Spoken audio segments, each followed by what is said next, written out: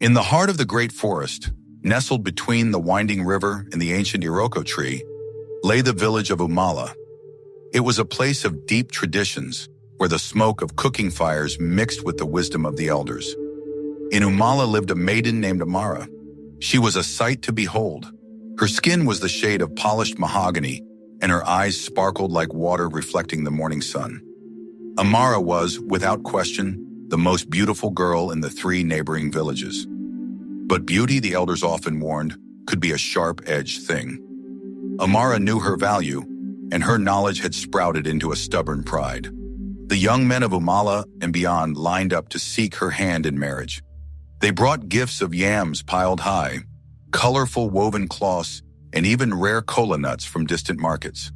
There was Obi, the strong farmer, whose fields always yielded the best harvest. "Your strength is only for yams," Amara told him with a dismissive wave.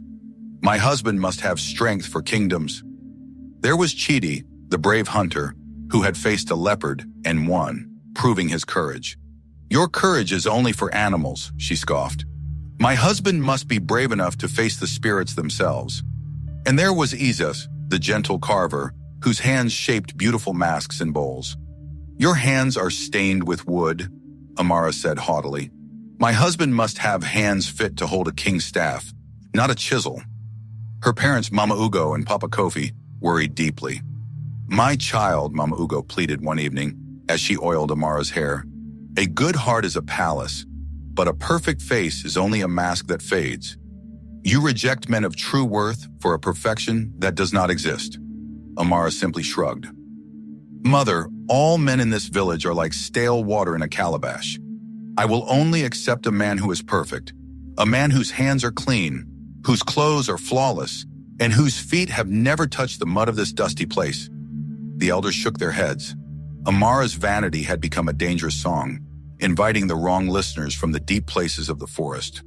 They knew that the spirits often heard the boasts of men and women, and they sometimes answered. One market day, as the sun beat down on Umala, a buzz ran through the crowd, silencing the chatter of trade. A stranger had arrived.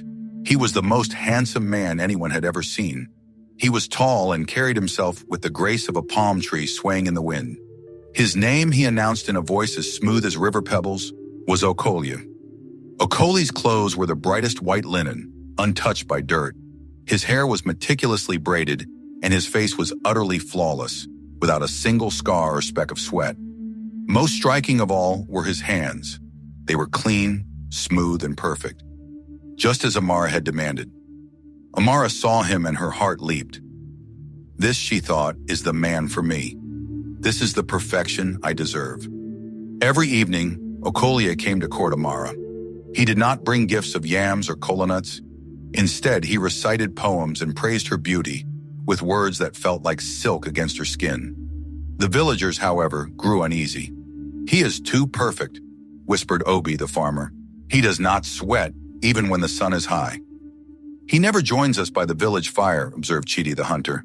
"He seems to vanish completely when darkness falls." "His feet," noticed Ezi, the carver. "They leave no prints in the dust. It is as if he floats upon the ground," Mama Ugo tried to caution her daughter. "Amara, my beautiful one, look closely at him. Where does he come from? Why does no one know his lineage? We are people of the earth. Perfection is the domain of spirits, and spirits should be respected, but never trusted." But Amara was deafened by her own desire. "You are all jealous. You are trying to taint his perfection with your suspicions. He is the man I dreamed of." When Okolia asked Amara to leave Umala and come live in his distant village, a place he described as richer and more splendid than any they knew, she immediately agreed. She threw her clothes into a small sack, refusing even to look at the worried faces of her mother and father. "I am leaving the dust behind," she announced to the village, her chin held high. "I go to a place of true beauty." The next morning, Okolia and Amara set off down the narrow forest path. They had not walked for an hour when Amara noticed something strange. They had just crossed a shallow stream, and when Okolia lifted his foot to step onto the dry bank, one of his shiny, perfect toes detached itself from his foot and rolled silently into the water. Amara stopped, shocked. "Okolia, Your toe! It rolled away!" Okolie did not even turn around. His voice was cold and steady. "It is nothing, my love. A tiny piece of old shell that needed to be shed. The path is long, and I must be light for the journey. Do not speak of it." Amara's blood turned cold. A voice in her mind screamed, "Turn back! Go home!" But her pride was a heavy stone in her stomach. How could she return to Umala and admit she had been wrong? How could she face the smug faces of Obi and Chidi? Number? She had promised to leave the dust behind. They walked on in silence for many hours, deeper and deeper into the forest. The path grew darker, and the trees pressed in close. Soon they reached a steep, rocky incline. As Okolie clambered up the slope, his heel scraped against a sharp stone. A whole section of his smooth, perfect calf muscle flaked off and tumbled into the brush. This time Amara gasped. The exposed leg underneath looked withered and strangely yellow, like old bone wrapped in paper. Okolie merely sighed. "My dear, that was an old, weak muscle. It only slowed me down. Why do you dwell on such trivial things? Look ahead to the palace that awaits you." Amara was trembling, tears stinging her eyes. She wanted to scream, but the vast, quiet forest felt like it was listening, waiting. She had demanded perfection, and now it was literally peeling away before her eyes. They walked until the sun began to sink, bathing the forest in deep shadows. As Okolie turned his head to speak, Amara saw the final, terrifying change. His handsome right ear, which had been so perfectly shaped, slowly loosened and dropped to the ground like a dried fig. Amara froze, clutching her sack. Okolie smiled, but the smile did not reach his eyes. "It was tired of hearing your questions, Amara. The less we carry, the faster we move." Dusk had turned into a terrifying blackness when they finally arrived at Okolie's dwelling. It was not a palace. It was a miserable hut made of damp mud and tangled vines, hidden beneath a canopy of choking trees. Okolie stopped at the door, turned to Amara, and finished shedding his disguise. First, his smooth white linen clothes fell away, revealing an empty space where a chest should be. Then, the rest of his body began to fold and collapse. His broad shoulders flattened, his handsome nose slid away, and his full lips shriveled and dropped, revealing teeth yellowed with age. In a single, sickening moment, the perfect Okolie was gone. All that remained was a bare, brown human skull, rolling on the ground where his feet had been. The skull had two glowing, malevolent eyes in its sockets. It spoke, and the sound was a dry, rasping whisper, like sand pouring over rocks. "You demanded perfection, Amara. You refused the men of the earth. Now you belong to me, the man who floats, the man who hides, the man who has no stain of life on his hands. Enter." My wife Amara's legs gave way. She had rejected true love for a beautiful illusion, and now she was trapped with a monster. She was the Skull Man's captive. Inside the hut, Amara found a terrible collection of dust and decay. Her only task was to serve the Skull Man. He kept a magic pestle and mortar, which she had to use to grind his food, a disgusting mix of dry roots and forest insects. Every evening, the Skull Man would roll out of the hut, and Amara would hear him performing a strange chant. He was stealing beauty from the forest, taking the life force of small creatures to maintain his temporary flawless human form when he needed to lure his next victim. Amara spent 2 long weeks as a prisoner. She lost her beautiful, boastful voice and her sparkling light. Her thoughts were only of her worried mother and the life she had foolishly cast aside. One morning, the Skull Man brought her a large, hard yam and the magic pestle and mortar. "Grind this yam for my evening meal, Amara," the Skull Man commanded, his voice a dry rattle. "And remember this, you must not sing or speak while you grind. If I hear your voice, I will know you are trying to call for help, and I will eat you alive." He then rolled away into the darkest part of the hut to sleep. Amara took the pestle. She knew this was her only chance.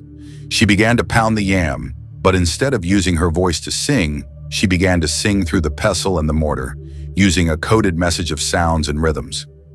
"Pound, I am here. Pound, pound, I am Amara. Slow pound, he is a skull. Fast scrape, scrape. He eats dry roots. Deep boom. I am trapped. Quiet rap. Send help from Umala.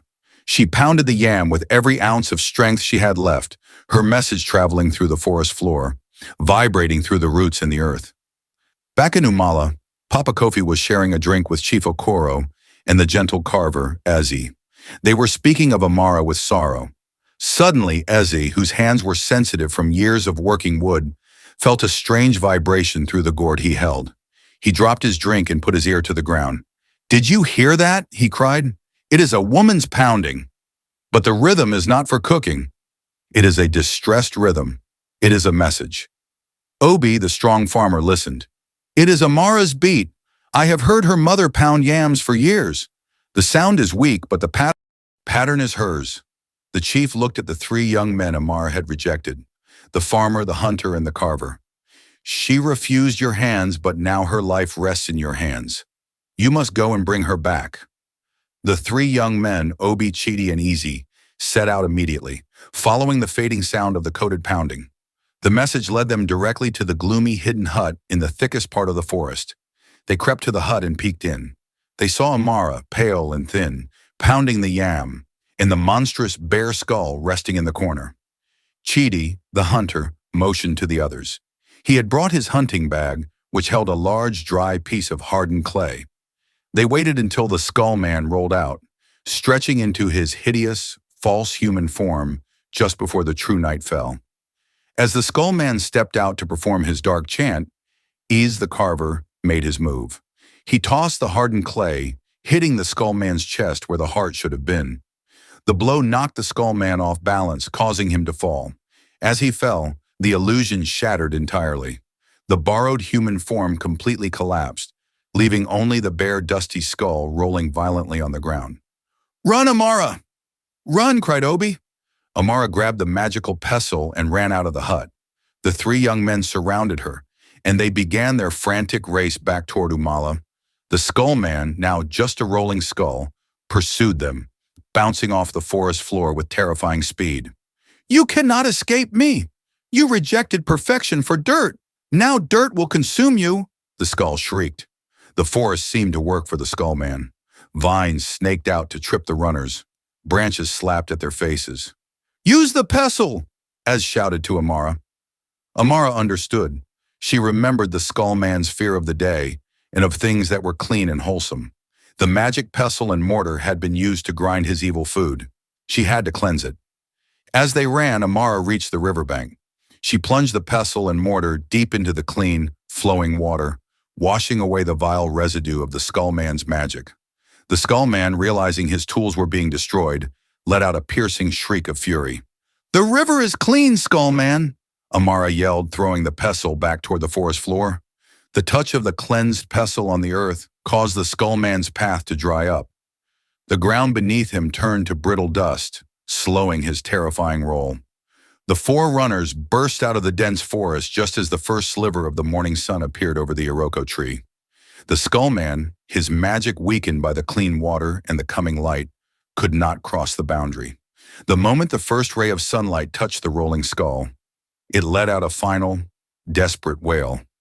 The skull then crumbled into a pile of fine yellow sand, which the wind immediately scattered. Amara returned to Umala, not with the perfect, flawless husband she had demanded, but with the dust of the forest on her feet and the humility of 1,000 lessons in her heart. Mama Ugo and Papa Kofi wept with relief. The entire village rejoiced, celebrating the bravery of Obi, Chidi, and Ize, the men of the earth. Amara was never vain again. She had learned that the most flawless mask can hide the deepest evil, and the most perfect hands might belong to a monster. She learned that true worth is found in sweat, in scars, in courage, and in the love that remains even when things are broken. She humbly sought out Ezi, the carver whose hands she had once called stained. "Your hands," she told him, taking them in hers, "are the hands that heard my cry and saved my life. They are the hands of a good man, and they are the only hands I desire." Amara and Ezi married soon after. Their ceremony was simple. Amara grew old in Umala, becoming a beloved storyteller. She was never as beautiful as she had been on that first day, but her face was alight with a deep, shining wisdom that no vanity could ever match. And whenever a young maiden of Umala began to boast of her beauty, Amara would quietly tell her the chilling tale of the perfect man and the rolling skull, reminding her that true life is found not in flawlessness, but in the enduring heart of the village.